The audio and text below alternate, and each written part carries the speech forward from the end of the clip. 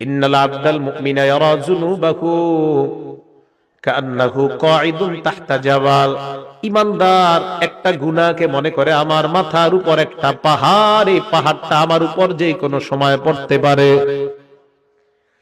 ঈমানদার মনে করে একটা পাহাড় আমার উপর, এই পাহাড়টা আমার উপর পড়তে পারে। এই হাদিস দ্বারা বোঝা যায় ঈমানদার যখন কোনো গুনাহ করতে যায়, করার সময় তার মনের মধ্যে এই জিনিসটা আসবে, সর্বনাশ, আমার উপর একটা পাহাড়, এই পাহাড় আমার উপর পড়তে পারে। বলেন তো পাহাড় পড়লে মানুষ বাঁচে না মরে?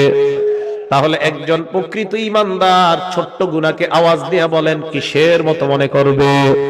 আপনাদের হাত পায়ে ধরে বলি, আজকে থেকে গুনাহ করার আগে কথাটা মনে রাখবেন, আমি একজন ঈমানদার, একটা গুনাহ আমার কাছে পাহাড়ের মতো মনে হওয়া দরকার।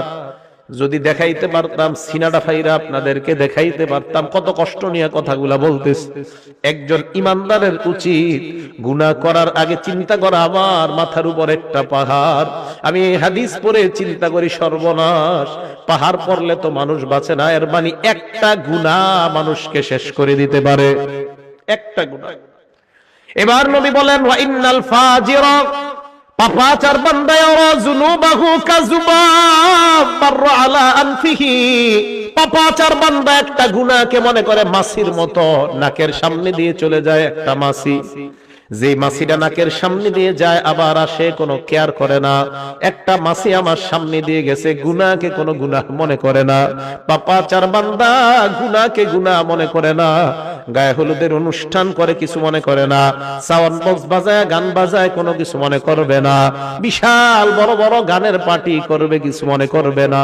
তার কাছে মনে হবে একটা মাছির ডানা আমার সামনে দিয়ে যায় আবার আসে। বলেন তো যদি ঈমানদার হয়, ওই গুনাহ কিসের মতো মনে হবে? মনে থাকবে নি? এবার শোনেন, নবী বলেন যদি গুনাহ হয়ে যায় আল্লাহর কাছে তওবা করো, আল্লাহ তোমার জিন্দেগীর গুনাহগুলো মাফ করে দিবেন। হাদিসের মধ্যে নবী উদাহরণ দিয়ে বুঝায়, লাল্লাহু আফরাহু বিতাওবাতি আবদিহি মিন রাজুল নাযালা মানজিলাত ওয়া বিহি মাহলাকা।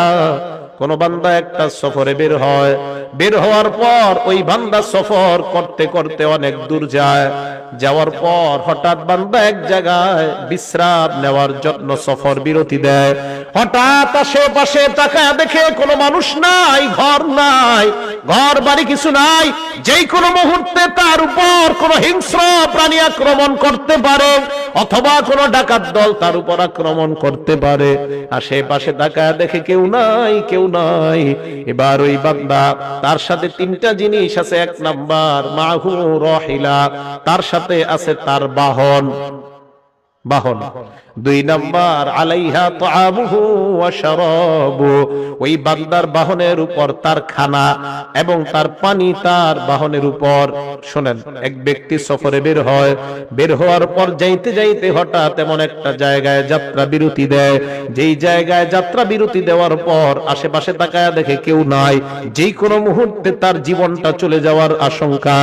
এমন একটা ভয়ঙ্কর মুহূর্তে ওই বান্দা এবার তার সাথে মাত্র তিনটা জিনিস, ওয়াবিহি মাহলাকা, প্রাণ নাশের আশঙ্কা, বাহু রাহিলা, তার বাহন আছে, খানা আছে, পানি আছে, আর কিচ্ছু নাই। বান্দা চিন্তা করলো একটু ঘুমায় নেই, ঘুম থেকে ওঠার পর আবার সফর শুরু করব। ফানামা নাওমা, বান্দা ঘুমায় যায়। ঘুমানোর পর ফাস্তাইকাযা, আবার জাগ্রত হয়। জাগ্রত হওয়ার পর তাকা দেখে তার বাহনটা হারায় গেছে। বাহন কি হয়েছে? হারায় গেছে। বুখারী শরীফের হাদিস। এখন বলেন তো বাহনের সাথে কি ছিল? খানা পানি ছিল, তাহলে সব গেছে। ফাশতাদ্দাল হাররু ওয়াল আতাশু, প্রচন্ড গরম আবার প্রচন্ড পিপাসা। পানি কই? হ্যাঁ, চলে গেছে। বান্দা চিন্তা করে সর্বনাশ, আমি আমার বাহন হারিয়ে ফেললাম, খাবার হারিয়ে ফেললাম, পানি হারিয়ে ফেললাম, কি করা যায়? বান্দা চিন্তা করে আবার যদি ঘরে ফিরে যাই সম্ভব না, যদি আমি আবার আমার গন্তব্যের দিকে রওনা হই তাও সম্ভব না, কারণ খানা পানি বাহন কিছুই নাই। এবার বান্দা আল্লাহর উপর ভরসা করে চিন্তা করে এই জায়গায় ঘুমায়া যাই, যেন ঘুমের মধ্যে আমার মরণ হয়ে যায়।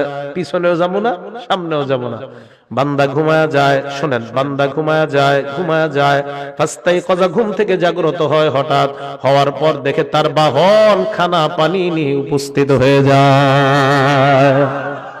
হাদিসটা বুঝছেন? হাদিসটা বুঝছেননি সবাই? কিছু কয় না, বুঝছেননি? আচ্ছা, এই যে বাহন আসলো, খানা আসলো, পানি আসলো, বান্দা যে হারাইলো, হারানোর পর আবার ফিরে পাইলো, কেমন খুশি? অনেক খুশি না? নবীজি বলেন এত খুশি হয় বিশিদ্দাতিল ফারহি, খুশির অতি সহ্যে, গ্রাম্য বাংলায় কই খুশির ঠেলায়। কি কয়? খুশির ঠেলায় আল্লাহরে কয় আল্লাহুম্মা আনতা আব্দি ওয়া আনা রাব্বুকা, আল্লাহ আপনি আমার গোলাম, আমি আপনার রব। হ্যাঁ, আল্লাহরে কয়, মানে এ জানে না, এর মুখ দিয়ে কি বের হইছে কইতে পারে না। ঠিক আছে না কথাটা? আল হাদিস ভাই থাকলে কেউ জবাব দেন, এই হাদিসের জবাব দেন। এই হাদিসের কি জবাব? বুখারী শরীফের হাদিসই তো, আসেনি এলাকায়? হ্যাঁ, আল হাদিস ভাই আছে এলাকায়? যদি থাকে এই হাদিসের জবাব কি? যে এই হাদিসে যে বান্দা আল্লাহরে কইল আপনি আমার রব, আমি আপনার, আপনি আমার গোলাম, আপনি আমি আপনার রব, কি জবাব? বিপদে পড়ে যাবে। আমি আল হাদিস ভাইদের মহব্বত করি, এই হাদিসের জবাব কি? হাদিস না ফলো করেন সহিহ হাদিস, এই তো বুখারীর হাদিস, বুখারী শরীফের 6308 নম্বর হাদিস। কি জবাব?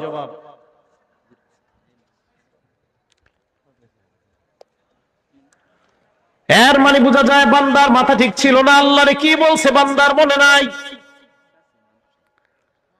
বান্দা আল্লাহরে খুশির ঠেলায় বলছে আল্লাহ আপনি আমার গোলাম, আমি আপনার রব। নবী বলেন এই বান্দা হারিয়ে যাওয়া বাহন ফিরে পাওয়ার পর যে পরিমাণ খুশি হয়, একজন বান্দা গুনাহ করার পর তওবা করলে এর চাইতে কোটি গুণ বেশি আল্লাহ খুশি হয়ে যায়।